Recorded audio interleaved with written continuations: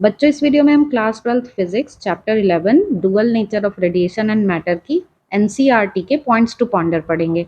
ये पॉइंट्स बच्चों किसी भी एग्जाम के लिए बहुत इंपॉर्टेंट होते हैं और इससे पहले के चैप्टर्स की वीडियोस की प्लेलिस्ट का लिंक आपको डिस्क्रिप्शन में मिल जाएगा।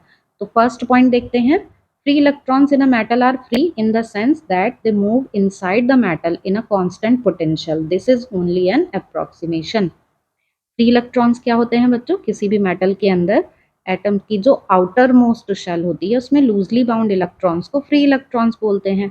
अब ये इलेक्ट्रॉन्स फ्रीली पूरे मेटल में कहीं भी मूव कर सकते हैं इन कांस्टेंट पोटेंशियल। मेटल के अंदर पोटेंशियल को कांस्टेंट लिया जा रहा है, ये सिर्फ एक अप्रोक्सीमेशन है। मीन्स ये मान के चल रहे हैं कि जो पोटेंशियल एनर्जी है इलेक्ट्रॉन्स की ड्यूरिंग मोशन, जो मेटल के अंदर वो मूव करते हैं तो उसमें कोई सिग्निफिकेंट चेंज नहीं आता, इसलिए पोटेंशियल को कांस्टेंट पोटेंशियल बोल दिया जा रहा है। मींस चीजों को आसानी से समझने के लिए ऐसे ये अप्रोक्सीमेशन ले लिया गया। They are not free to move out of the metal, they need additional energy to get out of the metal.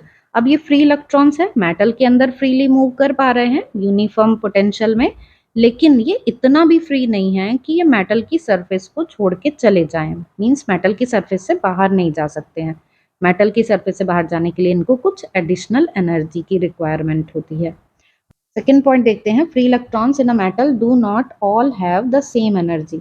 बच्चों, फ्री इलेक्ट्रॉन्स की एनर्जी किसी मेटल के अंदर इंडिविजुअली सेम नहीं होती, सभी इलेक्ट्रॉन्स की एनर्जी अलग अलग होती है। Like molecules in a jar, the electrons have a certain energy distribution at given temperature. इसको कंपेयर कर सकते हैं, जैसे किसी जार में गैस है और उसके मॉलिक्यूल्स हैं, तो उन मॉलिक्यूल्स का एक सर्टेन एनर्जी डिस्ट्रीब्यूशन होता है किसी पर्टिकुलर टेम्परेचर पर। बिल्कुल इसी तरह से इलेक्ट्रॉन्स का भी एक सर्टेन एनर्जी डिस्ट्रीब्यूशन होता है किसी गिवन टेम्परेचर पर। This distribution is different from usual Maxwell distribution that you have learn in study of kinetic theory of gases. लेकिन ये इलेक्ट्रॉन्स का जो एनर्जी डिस्ट्रीब्यूशन है, ये मॉलिक्यूल्स के एनर्जी डिस्ट्रीब्यूशन से अलग होता है। जो आपने काइनेटिक थ्योरी ऑफ गैसेस में पढ़ा ना, मैक्सवेल एनर्जी डिस्ट्रीब्यूशन, इलेक्ट्रॉन्स का डिस्ट्रीब्यूशन इस तरीके का नहीं होता, वो अलग होता है। अलग से क्या मतलब है, इसको देखते हैं। You will learn about it in later courses, but the difference has to do with the fact that electrons obey Pauli's exclusion principle. अब इस डिफरेंस के बारे में डिटेल तो आप आगे पढ़ेंगे, लेकिन ये डिफरेंस इस फैक्ट पर बेस्ड है कि इलेक्ट्रॉन्स ओबे करते हैं पाउलीज एक्सक्लूजन प्रिंसिपल। अब ये पाउलीज एक्सक्लूजन प्रिंसिपल क्या है कि कोई भी दो इलेक्ट्रॉन्स, इस प्रिंसिपल के अकॉर्डिंग कोई भी दो इलेक्ट्रॉन्स एक ही टाइम पर सेम क्वांटम स्टेट में नहीं हो सकते। मींस एक ही टाइम पर दो इलेक्ट्रॉन्स के एनर्जी लेवल सेम नहीं हो सकते हैं। तो इलेक्ट्रॉन्स का जो एनर्जी डिस्ट्रीब्यूशन है वो मॉलिक्यूल्स के एनर्जी डिस्ट्रीब्यूशन से डिफर करता है, क्योंकि इलेक्ट्रॉन्स पाउलीज एक्सक्लूजन प्रिंसिपल को फॉलो करते हैं। थर्ड पॉइंट देखते हैं। Because of energy distribution of free electrons in a metal, the energy required by an electron to come out of the metal is different for different electrons. बच्चों, अभी हमने energy distribution का point पढ़ा कि सभी electrons की energy अलग अलग होती है, तो इसलिए मेटल की सरफेस से बाहर आने के लिए भी उनको जो एनर्जी चाहिए वो भी अलग अलग होगी। जैसे ये है मेटल की सरफेस, यहाँ पर ये इलेक्ट्रॉन्स हैं, किसी की एनर्जी ज़्यादा है किसी की कम है, सबके पास अलग अलग एनर्जी है। मान लेते हैं कि बाहर आने के लिए इनको चाहिए 5 यूनिट ऑफ एनर्जी, इसके पास 3 यूनिट, इसके पास 4 यूनिट है सपोज। तो अब बाहर आने के लिए इसको कितनी एनर्जी और चाहिए? 2 यूनिट की। इसको कितनी चाहिए? 1 यूनिट की। तो मीन्स इसको कम चाहिए एनर्जी और इसे ज्यादा चाहिए, तो जिसके पास जितनी ज्यादा एनर्जी होगी मेटल की सरफेस से बाहर आने के लिए, उसको उतनी ही कम एनर्जी की जरूरत होगी। अब आगे देखते हैं। Work function is the least energy required by electron to come out the metal. अब वर्क फंक्शन क्या है? Work function is the least energy required by an electron to come out the metal. तो ये वो least amount of energy है जो किसी electron को मेटल से बाहर आने के लिए चाहिए। जैसे इन दोनों में लीस्ट क्या है? ये 1। तो मीन्स ये लीस्ट अमाउंट है जो कम से कम इतना तो चाहिए ही किसी मेटल के अंदर फ्री इलेक्ट्रॉन्स को किसी पर्टिकुलर मेटल की सरफेस से बाहर आने के लिए।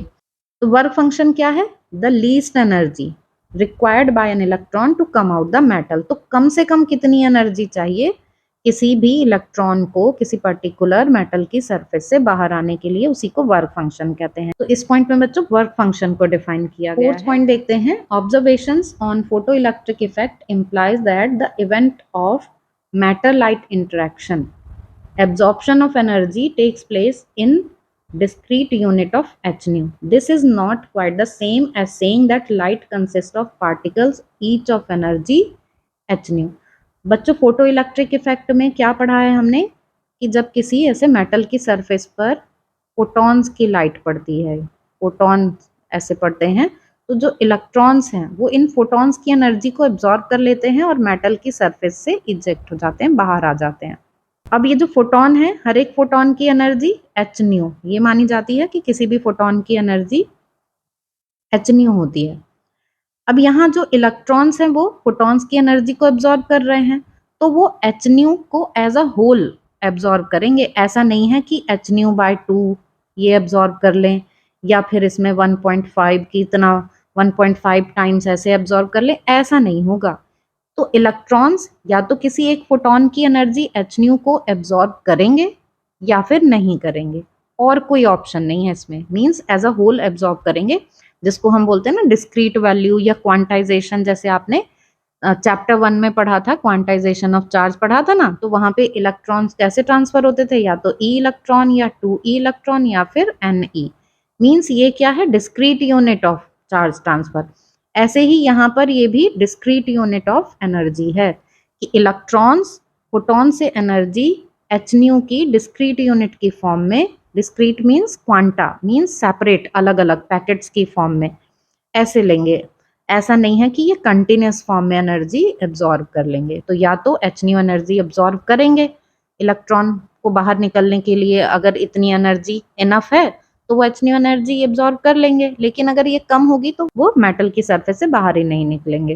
तो आपको ये पॉइंट भी समझ में आ गया होगा कि absorption of energy takes place in discrete unit of H nu. Fifth point देखते हैं बच्चों, observation of stopping potential, its independence of intensity and dependence on frequency are the crucial discriminator between the wave picture and photon picture of photo electric effect. Means light की wave nature और photon nature को clearly किसने explain किया, stopping potential ने। कैसे, वो देख लेते हैं। स्टॉपिंग पोटेंशियल क्या होता है बच्चों, फोटो इलेक्ट्रिक इफेक्ट के एक्सपेरिमेंट में हमने पढ़ा कि ऐसे दो प्लेट्स लेते हैं, एक एमीटर प्लेट होती है और एक कलेक्टर प्लेट होती है, इस पर लाइट पड़ती है और इससे इलेक्ट्रॉन का एमिशन स्टार्ट हो जाता है जब ये जो पड़ने वाली लाइट है उसकी एनर्जी वर्क फंक्शन से ज़्यादा होती है। तो अब यहाँ से इलेक्ट्रॉन एमिट होकर कलेक्टर प्लेट की तरफ बढ़ने लगते हैं। अब सभी इलेक्ट्रॉन की एनर्जी अलग अलग होती है, तो सब डिफरेंट एनर्जी से बढ़ रहे होते हैं। अब यहाँ पर एक पोटेंशियल लगाया जाता है, इस तरीके का पोटेंशियल कि जिसकी एनर्जी सबसे ज़्यादा, जिस इलेक्ट्रॉन की एनर्जी सबसे ज़्यादा है, ये उसको भी रिपेल करे, उसको भी यहाँ से निकलने ना दे। मीन्स इलेक्ट्रॉन का एमिशन जिस पोटेंशियल पे रुक जाए उसको बोलते हैं स्टॉपिंग पोटेंशियल। तो स्टॉपिंग पोटेंशियल क्या है, the potential at which emission of electrons stop. तो स्टॉपिंग पोटेंशियल पे अब इलेक्ट्रॉन का एमिशन नहीं हो रहा है।